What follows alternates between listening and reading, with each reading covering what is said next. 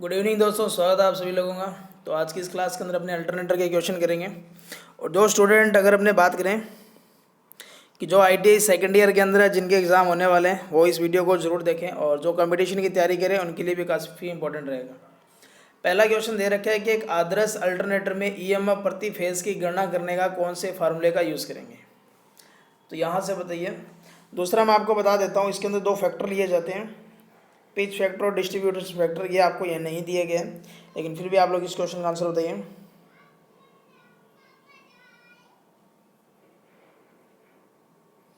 Comment करके बताइए इस क्वेश्चन में। क्लास को सभी एक बार ज़रूर शेयर करेंगे और लाइक करने का काम आपका जो बनता है वो ज़रूर करेंगे।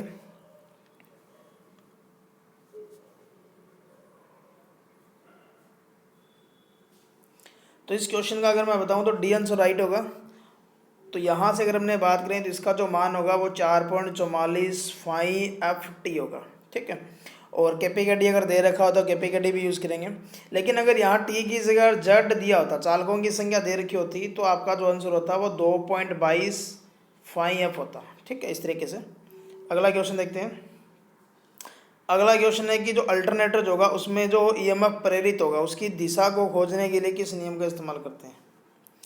कारक शुरू का नियम यूज़ करेंगे, राइट हैंड पालम रूल करेंगे, मतलब दाई हथेली का नियम यूज़ करेंगे, फ्लेमिंग का लेफ्ट हैंड रूल करेंगे, या राइट हैंड।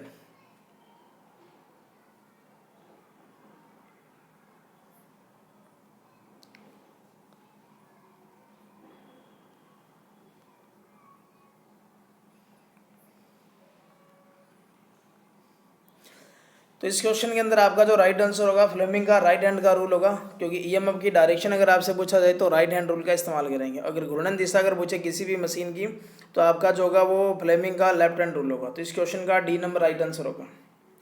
अगला क्वेश्चन देखिए। अगले क्वेश्चन के अंदर आपको जो दिया गया डायग्राम के अंदर वो आपको बताना है कि अल्टरनेटर का ये पार्ट कौन सा है।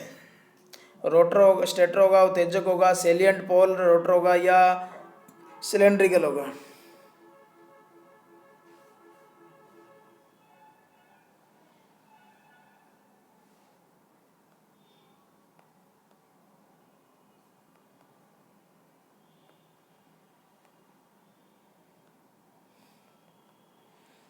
तो आपको जो डायग्राम दिखाई दे रहा है ये अगर हमने बात करें तो ये सेलियंट पोल रोटर का रहेगा, क्योंकि इसका ये जो व्यास होगा ये ज़्यादा होगा और ये जो अक्षीय जो लंबाई होगी ये कम होगी। और इसका इस्तेमाल अपने हाइड्रो अल्टरनेटर में करेंगे। और जो लंबवत होगा इस तरीके से, तो वो अगर अपने बात करें तो ये जो होगा अपना, ये होगा अपना कौन सा, ये इसकी लेंथ ज़्यादा होगी और ये जो व्यास होगा ये कम होगा, तो ये अपना होगा सिलेंड्रिकल, ठीक है। तो यहाँ इस क्वेश्चन का जो राइट आंसर होगा वो सी होगा। अगले क्वेश्चन में देखिए आपको जो दे रखा है केपी गड्डी का भी मान दे रखा है। तो ईएमएफ की बताइए यहाँ से क्या इस क्वेश्चन का राइट आंसर होगा, तो गलत नहीं होना चाहिए।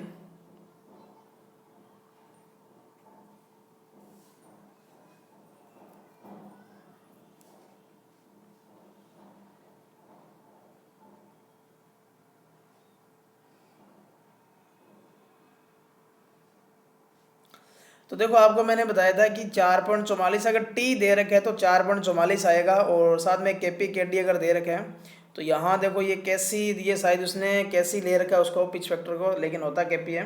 तो आपका जो राइट आंसर होगा अगर मैं यहाँ से बात करूँ तो 4.44 के D K C F T five M. तो यहाँ आपका जो सी नंबर राइट आंसर होगा, ठीक है। तो सी नंबर आपका क्या रहेगा, करेक्ट आंसर रहेगा। अगला क्वेश्चन देखिए। अगला क्वेश्चन आपको दे रखा है कि अल्टरनेटर जो होगा उसको किस में रेट करेंगे, मतलब आपको अल्टरनेटर की रेटिंग पूछा गया है कि किस में रेटिंग करेंगे।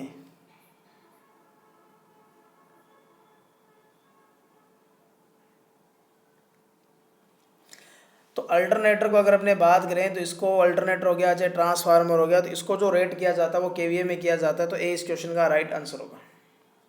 अगला क्वेश्चन देखिए कि अल्टरनेटर जो होगा उसमें परसेंटेज अगर आपको ईएमएफ निकालना है, वोल्ट परसेंटेज आपको वोल्टेज रेगुलेशन निकालना है, तो उसका फार्मूला आपको बताना है क्या रहेगा। तो चार ऑप्शन आपको दिए गए हैं, तो बताइए इस क्वेश्चन का राइट आंसर क्या होगा।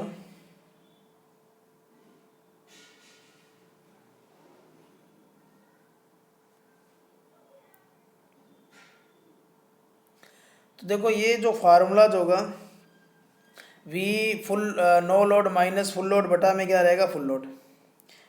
ठीक है, तो यहाँ से अगर मैं बात करूँ तो इस क्वेश्चन का बी नंबर ऑप्शन होगा। इसके अलावा इसको अपने लिख सकते हैं ओपन सर्किट वोल्टेज बटा में माइनस शॉर्ट सर्किट वोल्टेज बटा में शॉर्ट सर्किट वोल्टेज। और ओपन सर्किट जो होती है वो ईएमएफ होगी और जो लोड पर होगी उसको बोलेंगे अपने टर्मिनल वोल्टेज। तो इस तरीके से भी आपको फार्मूले ऑप्शन में दिए जा सके। ठीक है, तो यहाँ से आपको याद रखना है। तो ये आपका जो राइट आंसर होगा वो आपका रहेगा बी नंबर जो रहेगा वो करेक्ट रहेगा। अगला क्वेश्चन देखिए, आपको दे रखा है 1000 आरपीएम पर 6 पोल वाले एक अल्टरनेटर की आपूर्ति आवृत्ति क्या होगी। मतलब अगर आपके पास 6 पोल है और उसको 1000 आरपीएम पर आपने चलाया तो उसकी जो फ्रिक्वेंसी होगी वो क्या होगी।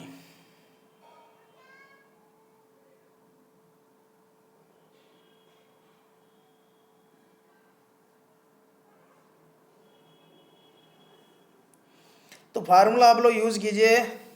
आपको एक फार्मूला बताया, एफ बराबर जो होगा पी एन बटा 120 होगा। तो पी की जगह आप लोग वैल्यू रखिए, यहाँ रखेंगे अपने पोलों की संख्या 6 रखेंगे, इसको रखेंगे 1000। तो ये आपका जो आएगा 50 रटा जाएगा। तो कैलकुलेशन करके देखिए, यहाँ से 6 इंटू क्या करेंगे अपने 1000 करेंगे, डिवाइडेशन में करेंगे 120। और जब मैं इसकी कैलकुलेशन करूँगा तो यहाँ कितना आएगा 50। तो इस क्वेश्चन का सी राइट आंसर होगा। अगला क्वेश्चन देखिए, अगला क्वेश्चन है कि 50 हर्ट्ज आवृत्ति है, 2 पोल है और अल्टरनेटर की स्पीड बताना है। तो यहाँ से बताइए,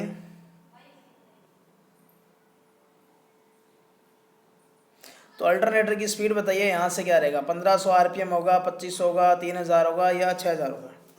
तो आपको उसी फार्मूले को क्या करना है, जैसे आपको जो दे रखा था एफ बराबर पी एन बटा 120 था। तो यहाँ से इस एन का मान निकालिए। एन जो होगा वो 120, एफ का मान कितना दे रखा है 50 बटा में क्या आएगा पोलों की संख्या। और इसको जब मैं कैलकुलेट करूँगा तो यहाँ जो आएगा मेरा 3000 आरपीएम आएगा। तो जिन लोगों ने 3000 आरपीएम किया उन सबका बिल्कुल करेक्ट आंसर रहेगा। अगला क्वेश्चन देखते हैं। ये क्वेश्चन को थोड़ा सा देख लीजिए आप लोग इस तरीके से, क्योंकि छोटा करना पड़ेगा। पहले आप लोग ऊपर वाला क्वेश्चन पढ़ लीजिए। देखो, 2 अल्टरनेटर है, अगर उसको समांतर संचालन के लिए जो डार्क लैंप विधि के अंदर किस स्थिति में लैंप जो होंगे वो बुझ जाएंगे। पहला ऑप्शन आपको यहाँ से देख लीजिए, याद कर लीजिए इसको, टर्मिनल वोल्टेज बराबर है। बाकी 2-3 ऑप्शन देख लीजिए। वोल्टेज और फ्रिक्वेंसी दोनों बराबर होगी तब होगा। वोल्टेज और पावर होगी बराबर होगी तब होगा। और जब दोनों की फ्रिक्वेंसी सेम हो जाएगी तब होगा।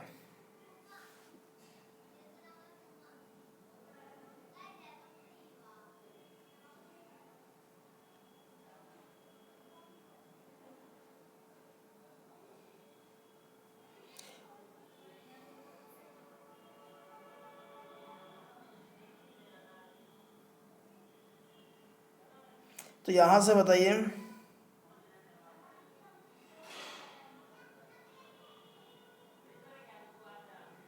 तो देखो इसके अंदर अगर वोल्टेज और फ्रिक्वेंसी दोनों बराबर हो जाएगी तो आपके जो अल्टरनेटर होंगे वो सिंक्रोनाइज स्थिति में आ जाएंगे। और इस कंडीशन के अंदर आपका जो दोनों अल्टरनेटर की फ्रिक्वेंसी और वोल्टेज क्या होगा, बराबर होगा। तो बी जिन लोगों ने किया उन सबका बिल्कुल करेक्ट आंसर रहेगा। अगला क्वेश्चन देखिए। अगला क्वेश्चन है कि अल्टरनेटर जो होगा उसमें आर्मेचर प्रतिक्रिया के कारण जो डी मैग्नेटाइजिंग इफेक्ट होगा, मतलब विचुंबकन प्रभाव जो होगा, उसको कैसे भरपाई कर सकते हैं।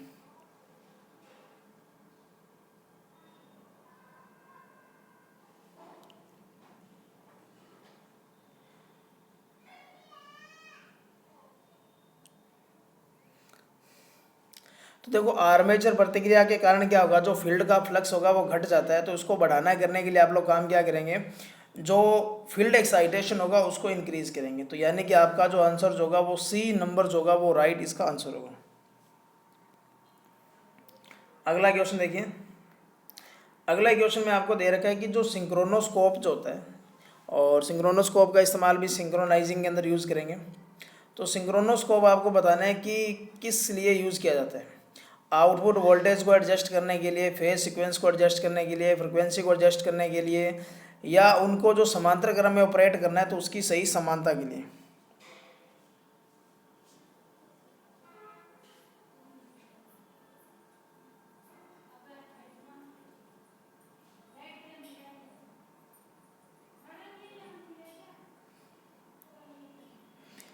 तो आपको पता है कि जो सिंक्रोनोस्कोप होगा ये भी क्या किया जाता है कि अल्टरनेटर, दो अल्टरनेटर है, समांतर क्रम में ऑपरेट है, तो उनकी टर्मिनल वोल्टेज, ईएमएफ और ये चेक करने के लिए यूज़ किया जाता है फ्रिक्वेंसी। तो ये डी इसका राइट आंसर होगा।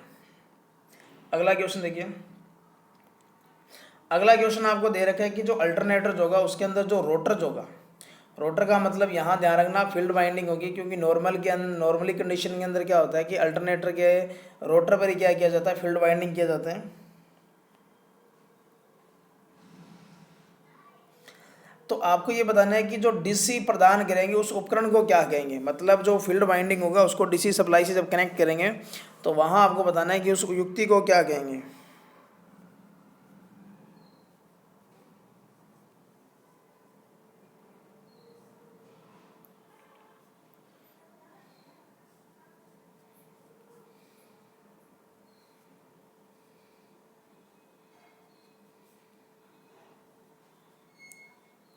तो देखो आपको पता है कि जो अल्टरनेटर होगा उसको जो डीसी जो फील्ड होगी उसको डीसी सप्लाई देंगे, इसके लिए अपने एक्साइटर का यूज़ करेंगे।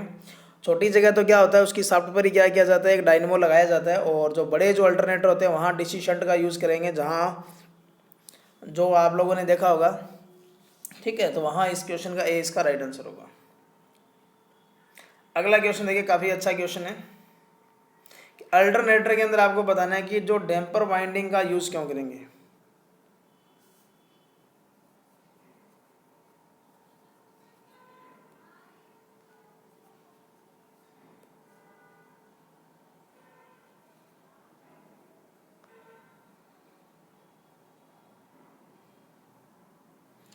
तो आपको बताइए यहाँ से क्या इसका राइट आंसर होगा।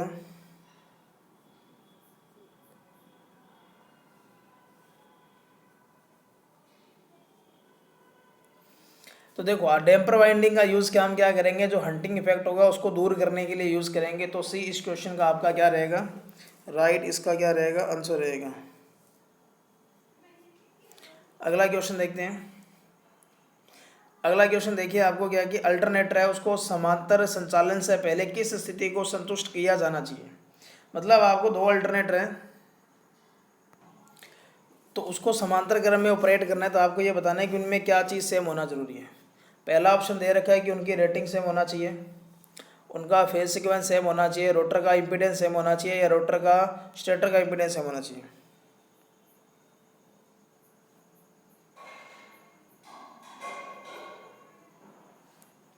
तो बताइए इस क्वेश्चन का राइट आंसर होगा।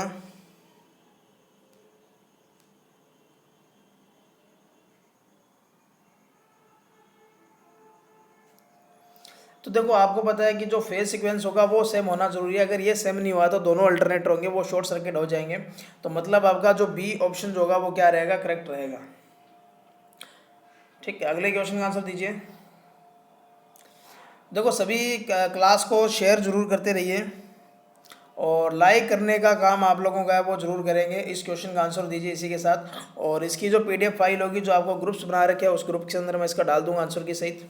तो 4 पोल रेटेड वोल्टेज पर 50 हर्ट्ज आवृत्ति के साथ अगर अल्टरनेटर जुड़ा है तो उसकी स्पीड क्या होगी।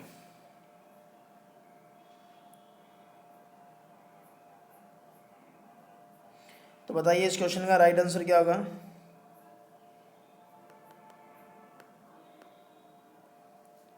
तो देखो 4 पोल है, 50 हर्ट्ज है, तो आपको स्पीड पूछा है तो एन बराबर अपने यूज़ करेंगे 120 एफ अपॉन में क्या करेंगे पी याद रखेंगे।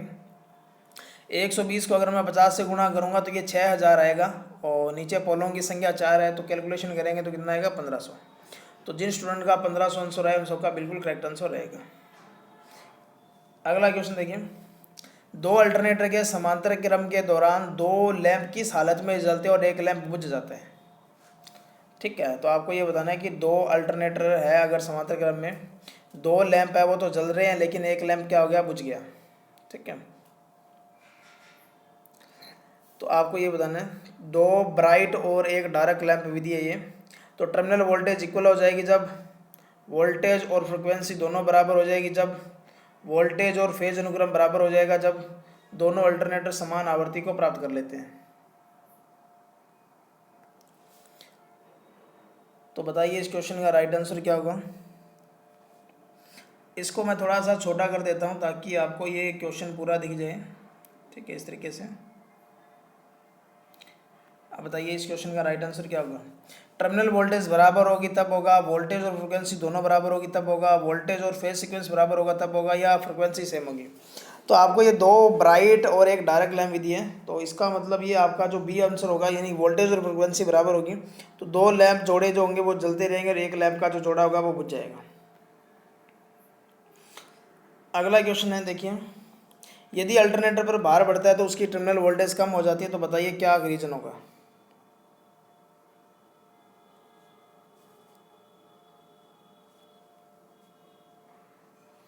तो यहाँ से बताइए इस क्वेश्चन का राइट आंसर जो होगा वो क्या होगा। देखो लोड अगर बढ़ेगा तो आपको पता है कि एक चीज़ जरूर बढ़ेगी, वो होगी आर्मेचर रिएक्शन, और आर्मेचर रिएक्शन अगर बढ़ेगी तो आपको पता है इंडक्टिव लोड पर जो टर्मिनल वोल्टेज होगी वो घटेगी और कैपेसिटिव लोड होगा उस पर बढ़ेगा। तो यहाँ इस क्वेश्चन का आपको घटेगा दे रखा है, तो आपका जो राइट आंसर होगा वो क्या रहेगा, आर्मेचर रिएक्शन। ठीक है, तो इस क्वेश्चन का आपका बी आंसर जो होगा वो करेक्ट रहेगा। अगला क्वेश्चन देखिए, अगला क्वेश्चन फिर डैम्पर वाइंडिंग का आ चुका है, तो जल्दी से कमेंट करके आंसर बताएंगे कि डैम्पर वाइंडिंग का उद्देश्य क्या होगा।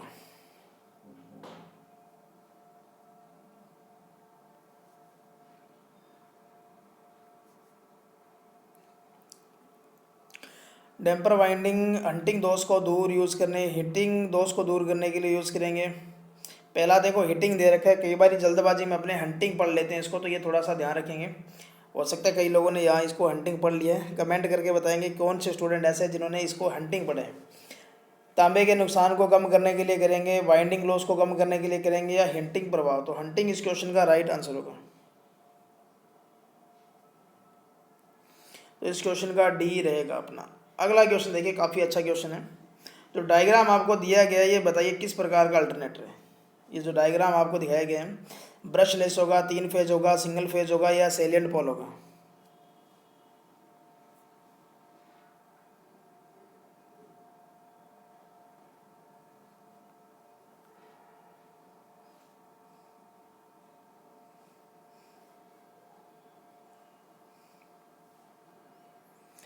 तो आपको ये पता होगा कि जो ब्रशलेस अल्टरनेटर होगा उसके अंदर दो अल्टरनेटर होंगे, एक तो मेन अल्टरनेटर होगा, दूसरा एक्साइटर अल्टरनेटर होगा।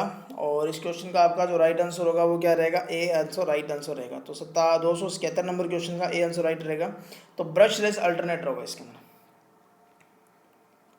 अगला आपको बताना है कि दो पोल हैं और 50 हर्ट्ज है, तो अल्टरनेटर की गति आरपीएस के अंदर बताना है।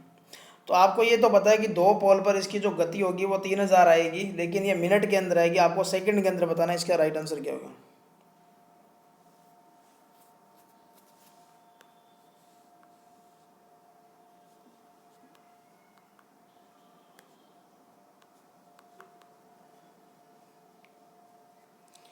तो यहाँ से बताइए, देखो आपको अगर इसको सेकंड में चेंज करना है तो 60 से डिवाइडेशन कर दीजिए, इसको जब कैलकुलेट करेंगे तो आपका जो आंसर आएगा 50 राउंड प्रति सेकंड। तो कई बार जल्दबाजी में आप लोग इसको 3000 देख लेते हो तो 3000 कर देते हो, क्योंकि यहाँ जो क्वेश्चन दे रखा है वो राउंड प्रति मिनट में नहीं सेकंड में दे रखा है। तो इस क्वेश्चन का आपका जो राइट आंसर होगा वो क्या रहेगा, ए रहेगा। अगला क्वेश्चन देखिए, काफ़ी अच्छा लॉजिकली क्वेश्चन दे रखा है कि आपको ज़्यादातर आपको पता है कि जो फील्ड घूर्णन प्रकार का अल्टरनेटर यूज़ किया जाता है, तो इसका रीज़न आपसे पूछा गया है कि क्षेत्र में दोष का पता लगाना आसान हो जाता है, अल्टरनेटर के साथ लोड कनेक्ट करना आसान होता है, दौड़ने के दौरान गर्मी को फैलाना, मतलब जब ये मशीन चलेगी तो वो जल्दी ठंडा हो जाएगा, और दो स्लिप रिंग की आवश्यकता होगी चाहे कितने भी फेज हो।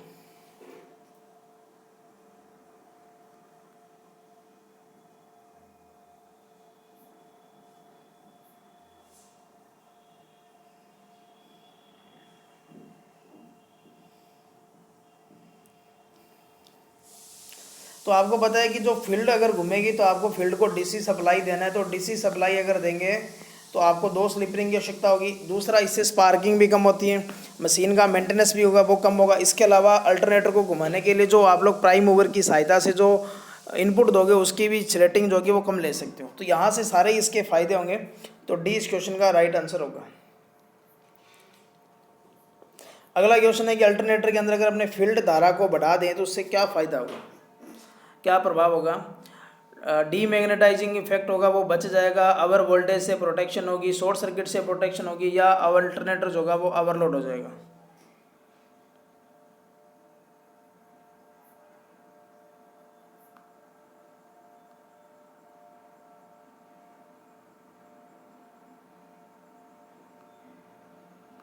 देखो अभी मैंने ऊपर आपको बताया था कि अल्टरनेटर के अंदर अगर आपका डीमैग्नेटाइजिंग इफेक्ट बढ़ जाता है तो आप लोग फील्ड उत्तेजन धारा को बढ़ा सकते हो। तो वहाँ जो क्वेश्चन था यहाँ उसका आंसर है, वहाँ जो आंसर था यहाँ क्वेश्चन है, तो दोनों में कोई फर्क नहीं है।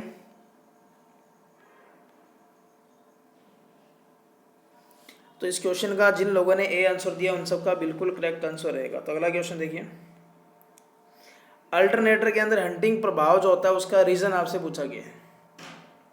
अल्टरनेटर के अंदर हंटिंग इफेक्ट का आपको बताया है कि ओवरलोड हो जाती है तब होगा, या बिना लोड के चलेगी तब होगा, या गति के उतार चढ़ाव के कारण होगा, running with fluctuation of speed, या due to continue fluctuation in load, load के उतार चढ़ाव के कारण होगा।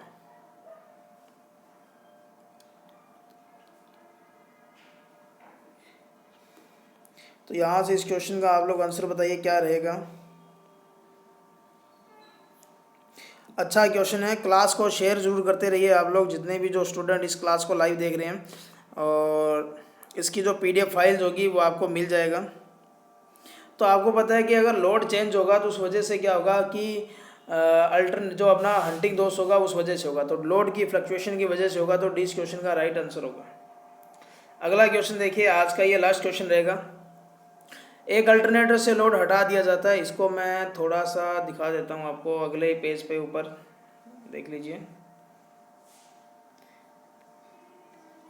अब आपको देख लीजिए, आपको दे रखा है कि 480 वोल्ट से 660 वोल्ट तक बढ़ जाता है, तो वोल्टेज रेगुलेशन बताना है। मतलब नो लोड पर जो वोल्टेज थी वो 480 थी, जैसे ही आपने लोड बढ़ाया तो उस पर जो वोल्टेज होगी वो कितना हो गया, 660 वोल्ट।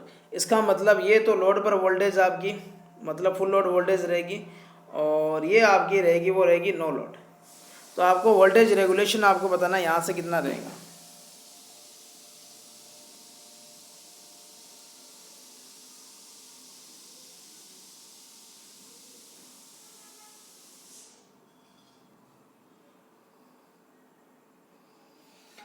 तो इस क्वेश्चन को अगर अपने करें तो आपको पता है नो लोड पर जो वोल्टेज है वो 660 है, और लोड पर जो है 480। अगर इसकी मैं कैलकुलेशन करूँगा तो यहाँ से जो मेरे को मिलेगा ये मिलेगा, और 660 में से अगर अपने 480 माइनस करें तो ये आपका हो जाएगा 180, और नीचे आएगा 480 इंटू करेंगे 100, तो ये 2 जीरो से 2 जीरो कट गई, और ऊपर बचेगा अपने 2 से इसको काट दूंगा तो 9 बचेगा, और यहाँ कितना बचेगा 24। 900 को आप लोग काम क्या कीजिए, 24 से डिवाइडेशन कर दीजिए, मतलब पॉइंटों में मान दिए तो 100 में मल्टीप्लाई नहीं करेंगे। 9/24 करके देखिए इस क्वेश्चन का राइट आंसर जो होगा वो क्या आएगा। 9/24 करेंगे तो 3 के पहाड़े से और काट दीजिए इसको, ऊपर 3 आएगा नीचे 8 आएगा, तो लगभग आपका आएगा 375 के समथिंग आना चाहिए। बिल्कुल ये 375 आएगा, तो सी इस क्वेश्चन का राइट आंसर होगा। तो ये आज की क्लास थी, क्लास कैसी लगी जरूर कमेंट करके बताएंगे। इसके अलावा इसकी पीडीएफ फाइल आंसर की सहित आपको ग्रुप्स के अंदर मिल जाएगा, लेकिन क्लास को शेयर जरूर कीजिए आप लोग जितने भी स्टूडेंट हैं। लाइव अभी देखो ड्यू रिकॉर्डर बंद हो चुके हैं, अगर आपके दिमाग में या किसी जानकार या जो भी आपका है जिसको ये पता है कि लाइव के अंदर और भी एप्लीकेशन है तो हमें ज़रूर सजेस्ट करें, ताकि आप लोगों की क्लासें लाइव दोबारा लगाई जा सके। तो मिलते हैं, धन्यवाद, जय हिंद, जय भारत।